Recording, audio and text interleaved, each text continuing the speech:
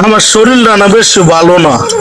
আমার কেন জানি মনে হইতাছে তোর সাথে আর বেশি দিন থাকতে পারব না, খুব শীঘ্রই দুনিয়া ছেড়ে চলে যাব। আচ্ছা বন্ধু, একটা কথা কই, যদি আমি কোনোদিন মারা যাই তাহলে কি তুই আমার সারা থাকতে পারবি? কথা কইলে বন্ধু, এসব কথা আর কোনো সময় কবি না, ঠিক আছে? আচ্ছা ঠিক আছে বন্ধু, তাহলে বন্ধু থাক, আমি একটু বাসায় চলে যাবো, শরীরটা ভালো লাগতেছে না। আচ্ছা ঠিক আছে, তাইলে বন্ধু রাত্রে আসিস। হ্যাঁ, না রে বন্ধু, রাত্রে আর আমো না। আল্লাহ যদি বাসায় রাখে তাহলে কালকে সকালে আবার তোর সাথে দেখা হইব। থাক, গেলাম। আচ্ছা ঠিক আছে বন্ধু। গেলাম বন্ধু। আচ্ছা ঠিক আছে, আমিও যাইলাম বন্ধু। একটি সুখ সংবাদ, একটি সুখ সংবাদ।